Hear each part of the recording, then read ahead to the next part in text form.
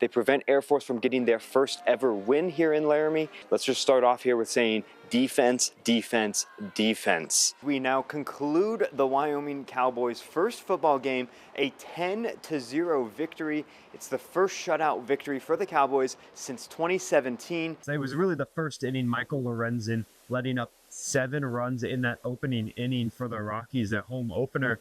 Really disappointing some of the fans, but as Warren Schaefer said, it's just one inning, one game out of 162. Things are definitely starting to cool down here, but that doesn't mean that it can't heat up here at D-Ty Stadium, as our game of the week this week for Friday Night Frenzy is Kelly Walsh taking on the Laramie Plainsmen. But again, defensively, the Plainsmen must find stops as they allow 316 yards a game. Also, Laramie hasn't won against Natrona since 2001, so we will see if that 24-year streak breaks. The one positive you can take away is Teron Kelman. Absolutely. 2 touchdowns, and he had a really good day today. One guy they're going to have to really make sure to box out and not let get the rebounds is former Wyoming player Jeremiah Oden, returning to Laramie for the first time since transferring in 2023. He's on this Aztecs team, so it'll be a special moment for him to come back to Laramie, but Wyoming needs to make sure he doesn't get the boards. Thank you, Jeff. Ethan Bird, Kaycee Clark-Mellott here in the Arena Auditorium, joined with Sundance Wicks. Sonny, first win in the Border War. How are you feeling? Yeah, it's a good win, man. It's a good win. Live here in War Memorial Stadium in Laramie, following the Wyoming Cowboys 2026 spring football game. Now, this one was a little different from years past, as the defense, they would start up 21-0 and let the offense play catch-up. Well, quarterback Tyler Hughes and the Wyoming offense would do just that, taking a 24-21 lead at halftime and winning the game 37-21. For weeks leading up to the end of their season, Wyoming men's basketball coach Sundance Wicks spoke about wanting this team to play past the Mountain West tournament. He even put out a "You Up" tweet, manifesting a date in the National Invitation Tournament for the Pokes' first postseason action since 2022. Straight into it, Wheatland Laramie girls, it would be an interception coming for Wheatland. Lily Anderson, leaping grab. She had 41 points today, but she doesn't always go for it. Behind the back pass to Molly McGuire for the easy score. It looks like something they practice daily. So yes, for them, every game, every practice, and every second of this season, it's personal for this team. We'll flash forward after that to the third inning, still 3-0. I'm not for long. I'm moving out of the way of this one because Millar has her second home run of the game. Now, Lander's 30 wins in a row isn't just a big deal here in Wyoming. Lander now moves to the 8th spot on the all-time list for consecutive state championships with 30, and this goes across all of the U.S., stretching all the way back as far as 1952 is the earliest one. Now, all of these are active streets. Now, Hawks up first in the first, and it's Troy Nelson, a moonshot, and the first home run I've gotten to witness at Powers Field, around 390 to, let's say, 400 feet out of here. Cheyenne leads early, 2-0. But Wesco, they come back in the bottom of one. Caleb Berta will bring in the first run for the Zephyrs. In comes Eric Sabala, and the bases, they are loaded. Then George Schmall flies this ball to shallow center field. It scores another, and Wesco, they go up 3-2.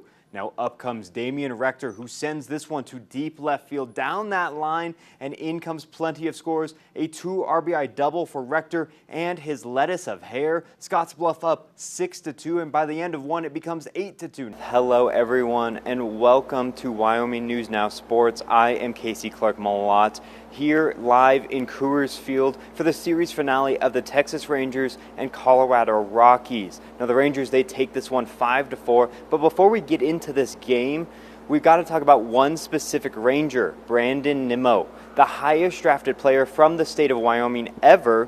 He celebrates 15 years since that draft day back in 2011 and a decade in the major leagues. Fun to come back here and have the kids in the outfield and kids from Wyoming, and everybody showing me their Wyoming shirts or showing the post six stuff, and just kind of showing support, and me knowing that I was one of those kids. It means a lot to our players to have the Nimmo name associated with our program. It gives them the belief that they can make it because it can happen. It's got to be somebody, and a kid from Wyoming can make it. I can still remember playing my first game here in Coors. I can still remember, obviously getting drafted and starting that journey. I can't believe that this year is going to be 10 years in the big leagues. After a decade in the show, Nimmo's reflection on his career always stems back to the support he's received around him and from his community. I had a lot of support looking back on it, and a lot of opportunities where when I was wanting to pursue baseball as my dream, Coach Lane with Post 6 created such a great program there.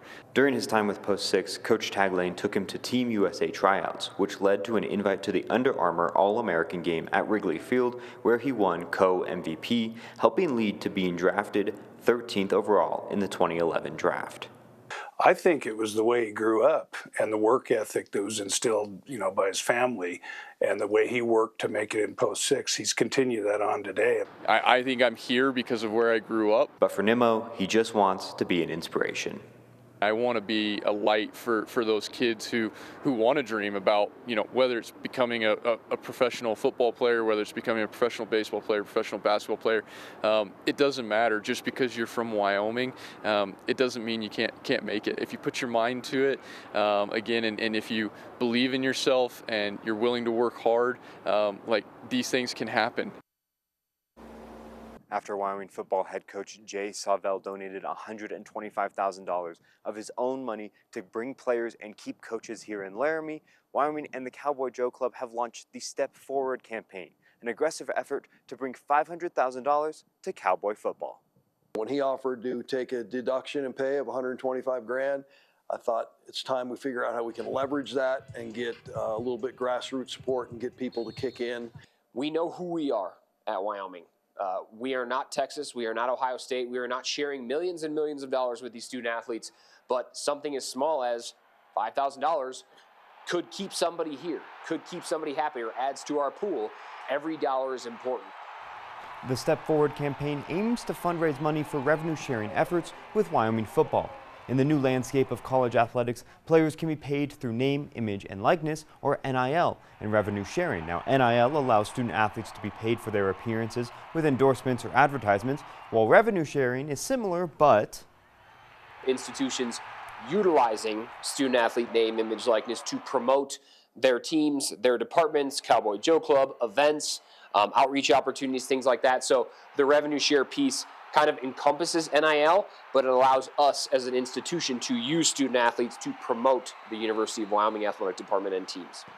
It's the new world. It's not going backwards, and we have to learn to just change the paradigm a little bit and look at it. It's a personnel expense in our business operation. We're just paying student athletes for the work they do, and many of them, are putting in full-time work. Athletic Director Tom Berman spoke about the hours of work required for high-level athletics, along with immense pressure these student athletes face.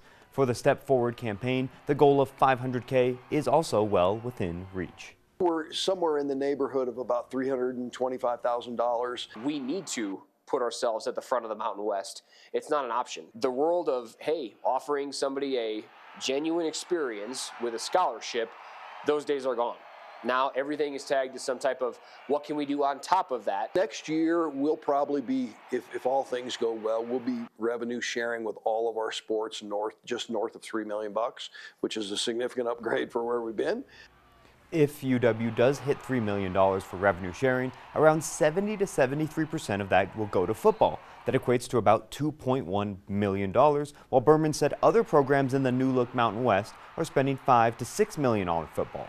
Sawvell did say late in this last season that he believed a championship roster would require about $2.5 million at Wyoming.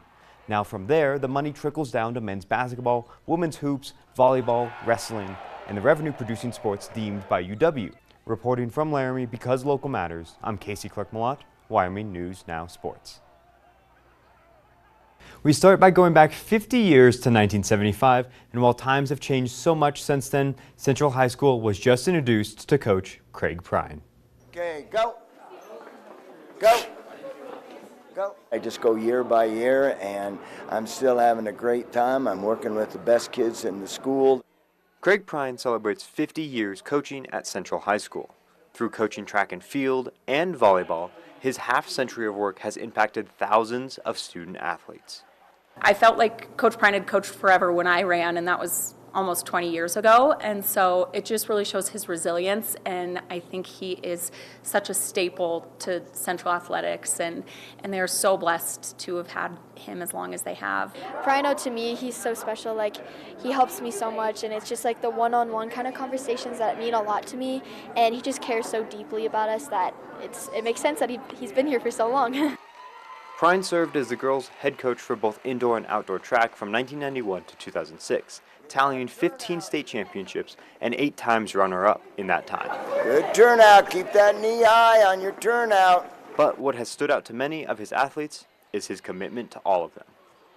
What I really strive for is take the kid who really wants to achieve, who wants to improve their method of whichever venue it's in, and come out the best they possibly can. And I'll do anything for those kind of kids.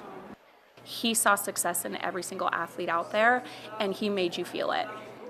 Come on, get to that floor. Coach Prine really taught me a spirit of competitiveness and resilience. He saw something in me, and he made sure to know that I felt that recognition that someone saw something in me. And so that is, something that's really special. Prine hopes to continue to carry on the tradition from past coaches to those now around him. I am, like I said, very, very proud of the program that we have here. I know with the girls, more than 1 out of every 3 state championships have been won by Central in the history of girls track and field outdoor, and that in a sense is what I really want to carry on and make sure that I pass that on to the new coaches, which are all from Central now. He's just helped us out so much, and I think the track program and like the whole cross-country, indoor, outdoor track program has just grown so much because of him. My only wish would be that he's here for another 7 to 10 years so he could coach my kids when they came through.